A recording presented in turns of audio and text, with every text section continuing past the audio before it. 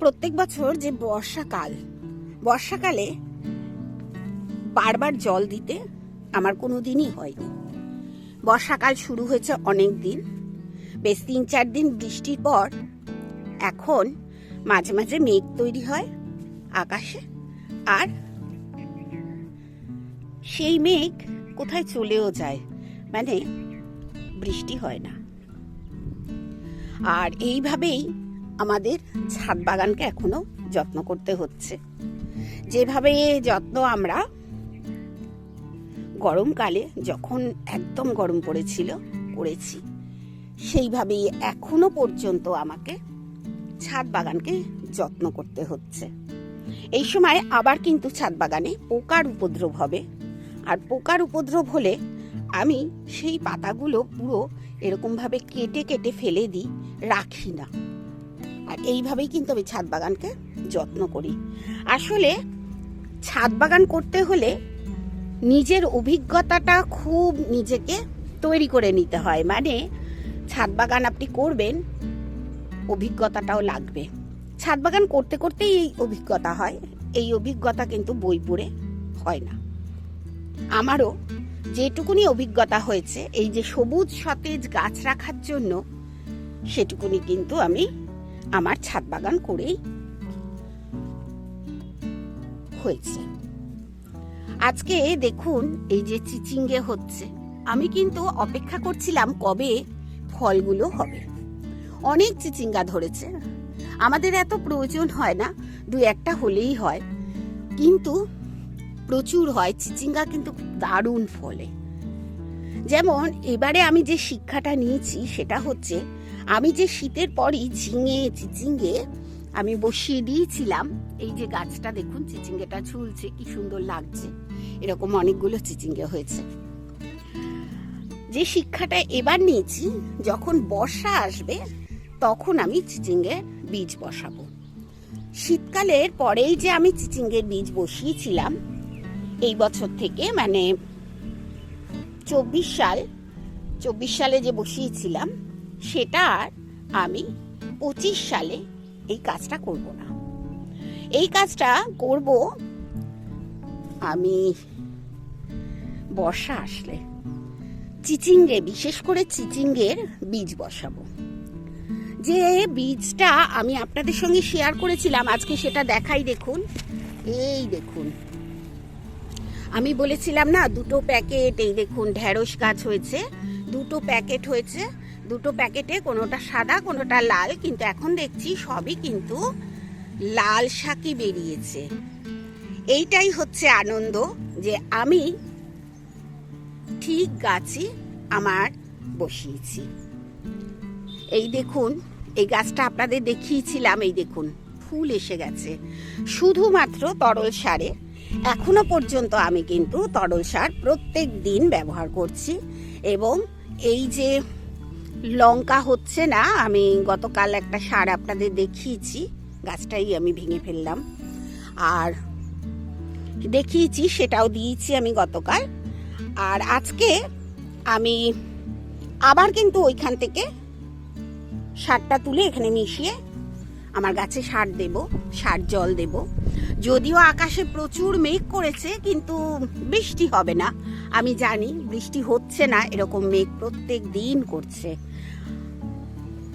দেখুন চিচিঙ্গে আপনাদের সঙ্গে এসেছি আবার চিচিঙ্গে গাছের গোড়া, এখানে গাছটার গোড়া আছে, এই যে এখানটা গাছটার গোড়া আছে, দেখাই, দেখুন গাছটার গোড়ায় এসছি। এবং এখানেও দেখুন চিচিঙ্গে ধরে আছে, এই যে ছোট্ট একটা ধরেছে। মানে চিচিঙ্গে কিন্তু খুব সুন্দর হয় যখন বর্ষাকাল, তখন কিন্তু চিচিঙ্গে শুরু হয়। এই দেখুন এখানেও হচ্ছে, কিন্তু এত অত্যধিক আবার গরম পড়ে গেছে, তো চিচিঙ্গেগুলো কেমন হবে আমি জানি না। ঢেঁড়স গাছ তো সে কোথায় চলে যাচ্ছে, সে ঢেঁড়সের ফুলের কোনো দেখা নেই। আমি তো কদিন আগে পাতাগুলো সব কেটে দিয়েছি। আসলে এই যে বারবার বলি নিজের অভিজ্ঞতা, এই অভিজ্ঞতাটাই হচ্ছে এইটা। আমি ভেবেছিলাম এই গাছগুলো, এই বেগুন গাছগুলো সব ফেলে দেব, কিন্তু বাজারে বেগুনের এত দাম দেখে শুনে আমি আর গাছগুলো ফেলিনি। ইচ্ছা ছিল নতুন গাছ বসাবো। দেখুন ফুল হয়েছে, এখানে ফল হচ্ছে, আমি ভেবেছিলাম নতুন গাছ বসাবো, কিন্তু আর ফেলা আমার দ্বারা হয়নি, কারণ বাজারে এখন বেগুনের দাম প্রচুর। এই দেখুন, প্রত্যেকটা গাছে কিন্তু ফুল এসেছে, গাছগুলো কিন্তু সবুজ সতেজই আছে। তাই বলবো যে প্রত্যেকে একটু ছাদ বাগান করুন। এই দেখুন, এই যে এটা ল্যাংচা সবেদা, এই দেখুন এবার ধরছে, এই যে আস্তে আস্তে ধরছে।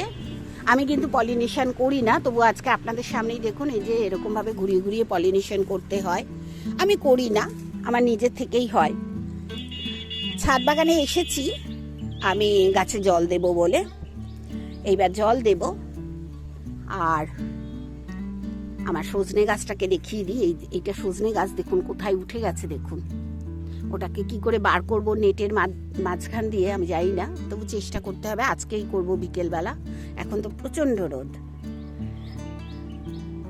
ছাদ বাগান আমাদের যেমন আনন্দ দেয়, তেমনি আমরা কিন্তু বিষমুক্ত সবজি পাই।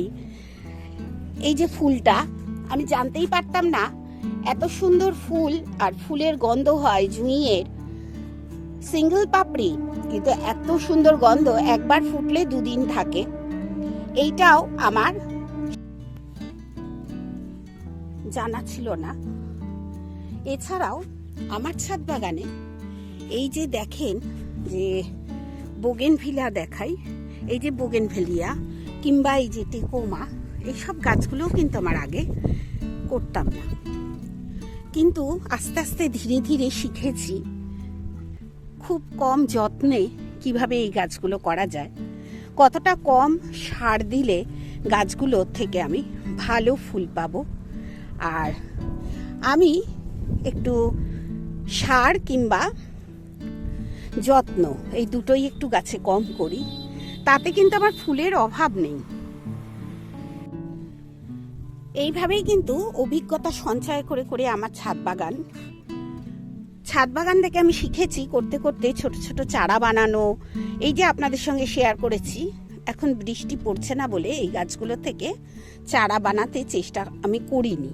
এখান থেকে কিন্তু আমি চারা বানাবো, কারণ এই গাছের ফুলটা, এটা কিন্তু দেশি জবা, এই গাছের ফুলটা দারুণ সুন্দর হয়, 5 পাপড়ির গোলাপি জবা, খুব সুন্দর হয়। এই যে সাদা জবা, এরও আমি কিছু চারা বানাবো। এটা হচ্ছে টুকটুকে লাল জবা, এরও চারা বানাবো। বেশ কিছু গাছের চারা আমি বানাবো, এটাও কিন্তু আমার একটি অভিজ্ঞতার মাধ্যমেই করব। আসলে আমি অনেক দিনই চেষ্টা করেছি চারা বানাতে, কিন্তু একটা দুটো সফল হতো, প্রত্যেকটা সফল হতো না।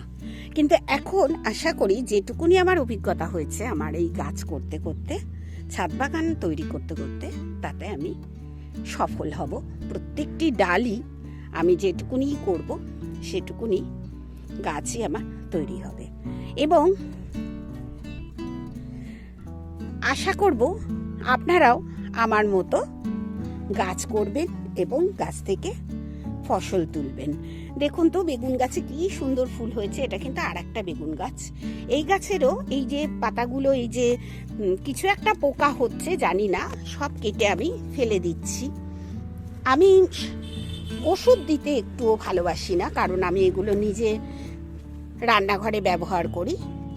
তাই আমার তো কোনো কমার্শিয়াল বিজনেস নয়, এটা হচ্ছে আমার বিষমুক্ত সবজি খাওয়ার জন্য একটি বাগান, সবজি বাগান, এবং ফল ফুলও করি আমি নিজের মতো করে, যেগুলো আমার ভালো লাগে।